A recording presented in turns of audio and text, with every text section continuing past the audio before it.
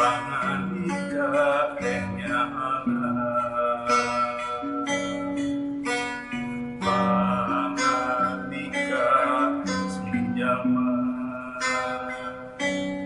aya dina hirup umuran sarta kurang sadaya geus kasaksian kamulyaan pangandika ngahayami jaman geus ngahalang pagawean setan pangandika ngahayami jaman geus ngahalang pagawean setan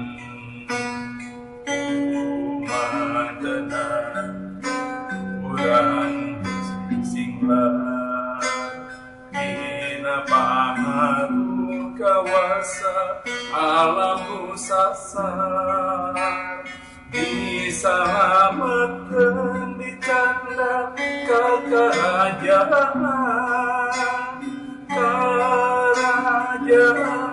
Gusti Nu Kaasih nyaman tenang nu jadi panebus sarta nu nanggeng dosa-dosa urang nya anjeunna nu jadi panebus sarta nu nanggeng dosa-dosa urang.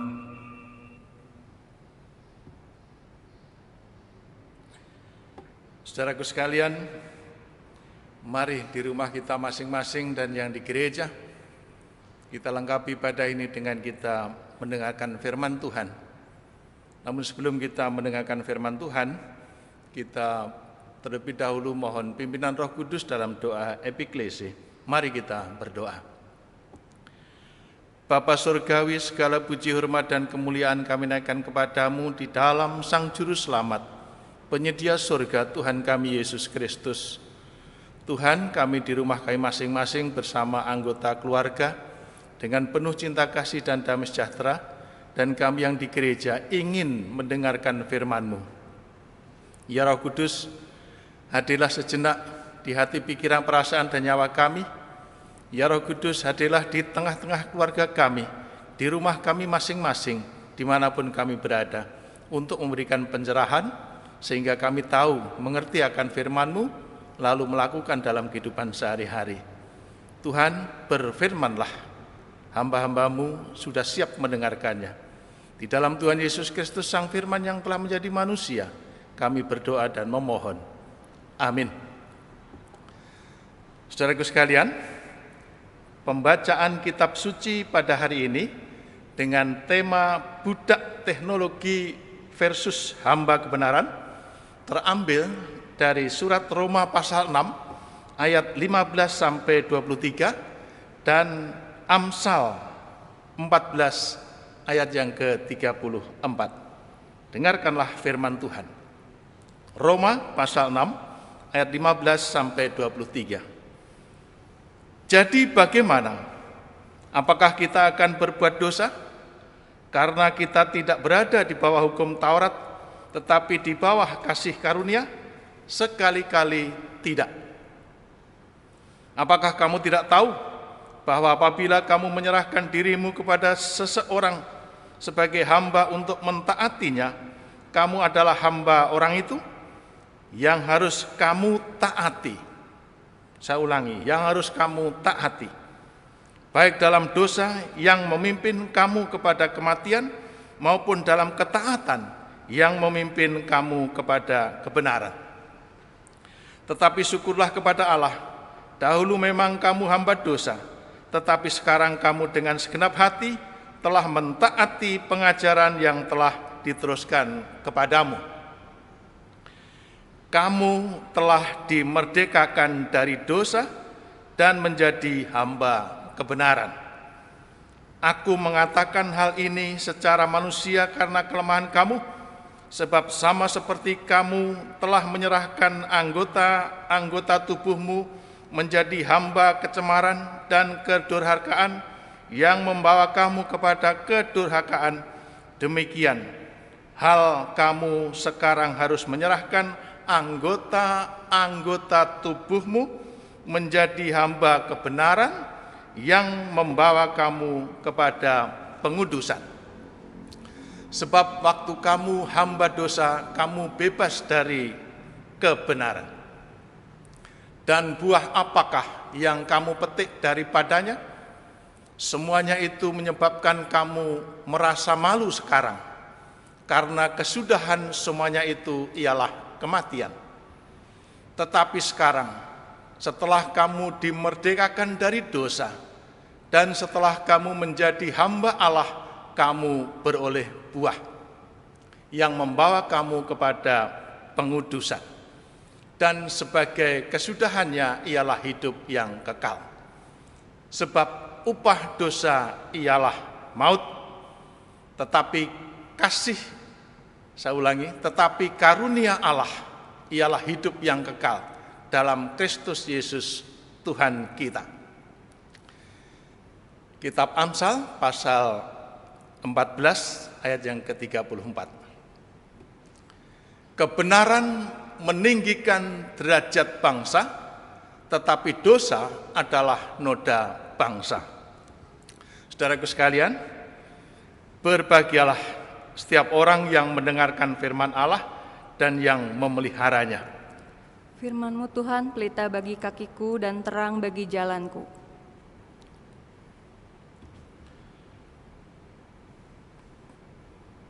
Firman-Mu Tuhan pelita bagi kakiku dan terang bagi jalanku. Haleluya.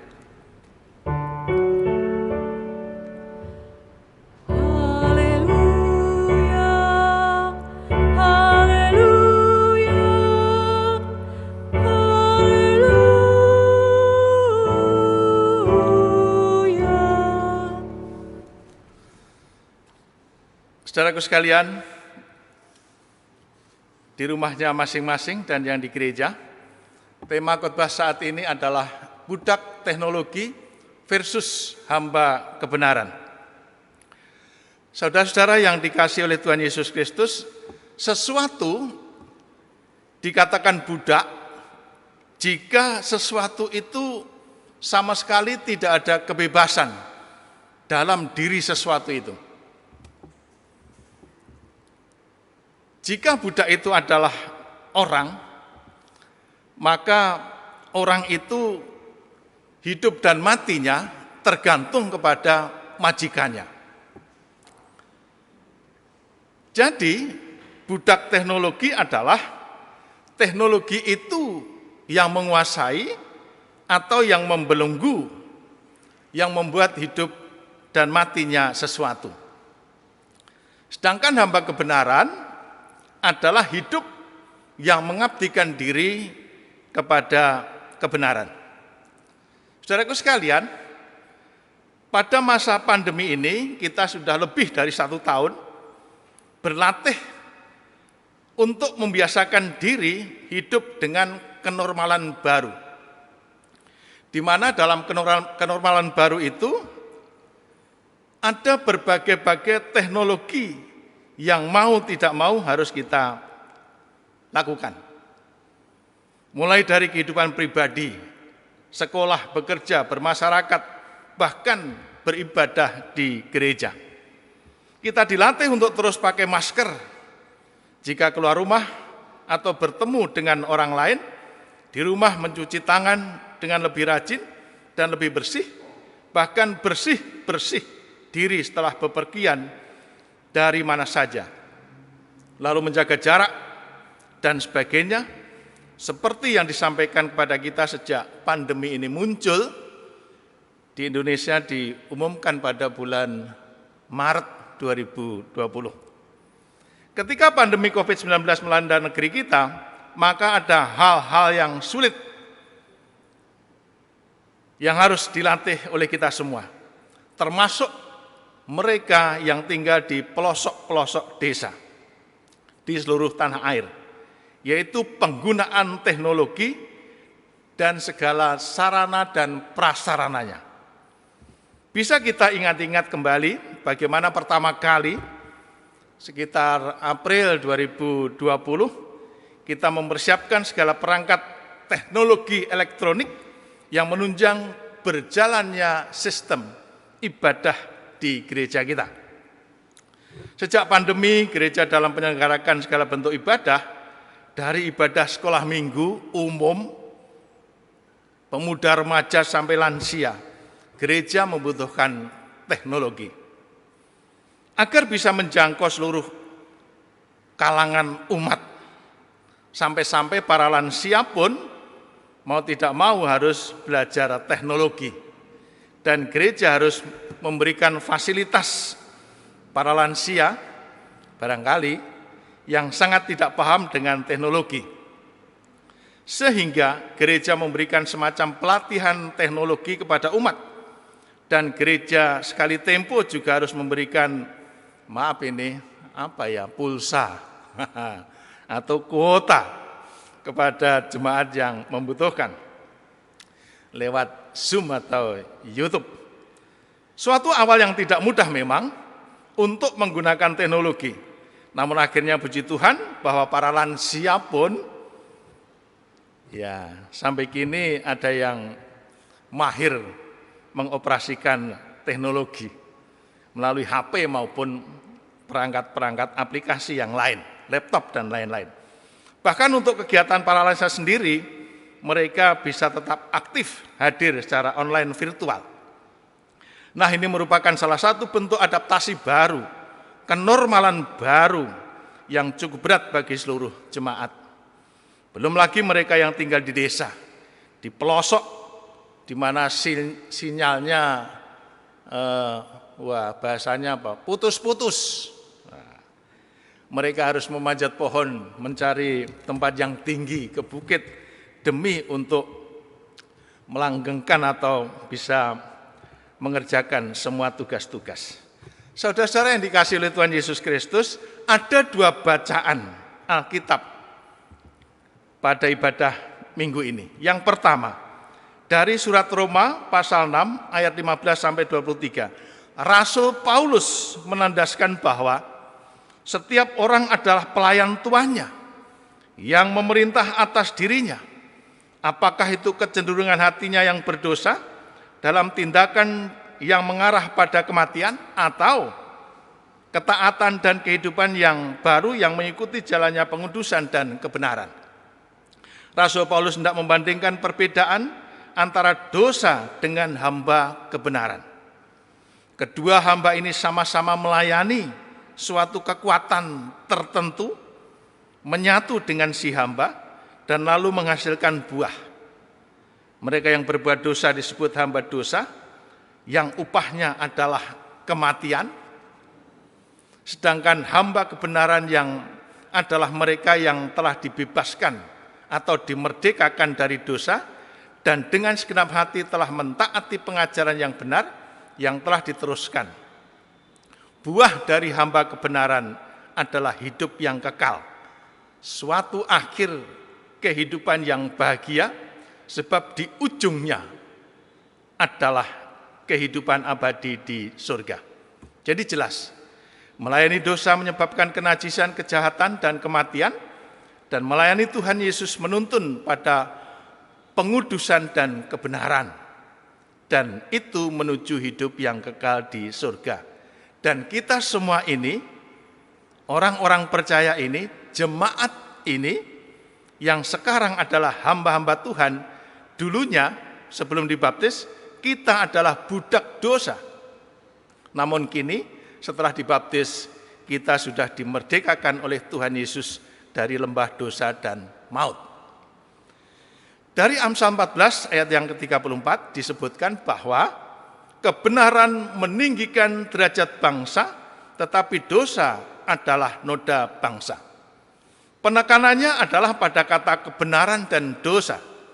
Sama dengan dua jenis hamba pada surat Roma, Amsal hendak menegaskan bahwa segala sesuatu yang sifatnya benar akan membawa pada hasil yang baik, bahkan dengan status terhormat. Nilai kebenaran ini berarti nilai-nilai yang berkenan di hadapan Allah dan meninggikan derajat siapapun yang melakukannya. Dalam ayat ini disebutkan bangsa, yaitu sebagai penjelasan bahwa suatu bangsa yang para pemimpin negara, sekali lagi, para pemimpin negara dan rakyatnya menjunjung tinggi kebenaran, misalnya tidak korupsi, maka akan meninggikan derajat negara dan bangsa itu sendiri. Namun jika para pemimpin dan rakyatnya senang berbuat dosa, senang korupsi, maka akan merendahkan martabat negaranya. Jadi jelas, ada sebuah metafora bahwa dari rakyat yang bersifat individu menjadi bangsa yang sifatnya komunal, bersama-sama. Lalu apa hubungannya dengan tema kita pada hari Minggu ini, yaitu sebuah tema budak teknologi versus hamba kebenaran? Sudah barang tentu tema ini dalam konteks keadaan pandemi saat ini. Ada banyak yang menilai bahwa teknologi itu membawa banyak manusia pada kejahatan dan dosa, menjadikan manusia sombong, dan kadangkala manusia dengan teknologi itu lupa siapa penciptanya. Padahal bukan teknologinya yang membawa kepada dosa, melainkan mental dan karakter manusia itu sendiri yang bisa saja dikuasai oleh keinginan-keinginan lain yang melampaui kemampuannya. Sebagai contoh, salah satu bentuk penguasaan teknologi yang dimiliki manusia di Perjanjian Lama dalam Alkitab, salah satunya adalah teknologi kisah pembangunan Menara Babel. Namun sayang, di kisah teknologi pembangunan Menara Babel ini, manusia menjadi sombong. Manusia itu ingin melihat Allah di atas menara, atau bahkan ingin menyamai Allah. Lalu Allah meruntuhkan Menara Babel. Sejatinya Allah meruntuhkan Menara Babel bukan karena manusia memiliki tingginya pengetahuan dan teknologi, melainkan karena keangkuhan manusia itu merasa dirinya mampu menciptakan teknologi yang canggih. Padahal Allah lah yang mengaruniakan teknologi tersebut kepada manusia. Inilah kisah dalam Alkitab tentang bagaimana teknologi yang dikuasai manusia, yang memperbudak manusia, yang justru membawa petaka. Namun ada juga kisah dalam Alkitab tentang bagaimana manusia dititahkan Allah untuk menguasai teknologi dengan tujuan untuk menyelamatkan ciptaan Allah itu sendiri. Contohnya ialah kisah Nuh. Allah khusus menyampaikan perintahnya kepada Nabi Nuh untuk membuat sebuah bahtera atau kapal yang besar. Alat-alatnya dan bahan-bahannya dan ukurannya disebutkan dan dijelaskan sangat rinci oleh Allah. Nabi Nuh dikaruniai Allah memiliki 3 hal. Nah, ini untungnya ini. Nabi Nuh memiliki 3 hal yang penting dalam kehidupan manusia. Yang pertama adalah knowledge. Yang kedua skill. Yang ketiga attitude. Yaitu pengetahuan atau pemahaman, keterampilan, dan sikap yang baik. Yang terakhir menarik, sikap yang baik. Attitude. Sehingga Nabi Nuh dipercaya oleh Allah untuk menguasai teknologi, untuk membuat sebuah kapal besar yang berfungsi dan tujuan untuk memuliakan kehendak Allah. Dengan demikian, ini berarti bahwa Allah memperkenankan manusia untuk menguasai teknologi sejauh itu untuk memenuhi atau sejalan dengan kehendak Allah. Masih banyak contoh lain dalam Alkitab tentang bagaimana Allah menyediakan sumber daya teknologi sebagai alat karya keselamatannya. Saudara yang dikasihi oleh Tuhan Yesus Kristus, pola ibadah orang Kristen pun mengalami perkembangan teknologi yang sangat signifikan. Secara khusus di saat pandemi saat ini. Kita lihat, awalnya Tuhan Yesus hanya berceramah dan orang-orang berkumpul mengelilinginya. Kesannya tidak formal. Lalu para murid mulai mendirikan jemaat-jemaat, ibadah menjadi satu ritual formal. Lalu Rasul Paulus membangun sistem peribadahan di beberapa wilayah dengan tradisinya masing-masing. Lalu bangsa Romawi yang sudah konversi makin mengembangkan ritus peribadahan menjadi lebih sakral dan membentuk suatu rangkaian liturgis. Kemudian ibadah pun berkembang masing-masing sesuai aliran agama dan denominasi yang ada di dunia kekristenan. Itu semua merupakan bagian dari teknologi. Begitu juga dengan metodenya. Awalnya tradisi lesan, ceramah, pidato, lalu ada perkembangan peradaban manusia, sehingga ditemukan manuskrip. Apa itu manuskrip? Manuskrip adalah naskah tulisan tangan, berupa huruf, angka, dijadikan satu buku. Buku tersebut menjadi panduan hidup orang Kristen, yaitu Alkitab. Lalu Alkitab dicetak dengan mesin cetak, diterjemahkan ke dalam bahasa-bahasa yang ada di dunia, lalu ke dalam bahasa-bahasa yang dimengerti oleh orang-orang sampai di pelosok daerah. Ya, itu teknologi. Kitab suci diterjemahkan ke dalam bahasa-bahasa daerah, termasuk bahasa Sunda dalam budaya ini. Saudaraku sekalian, lalu apa yang salah dalam teknologi?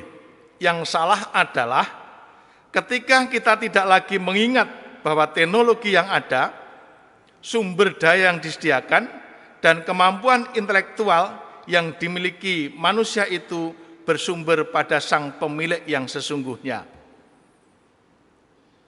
Sekali lagi, kesadaran bahwa semuanya itu manusia tidak memahami bahwa teknologi pun adalah milik Tuhan.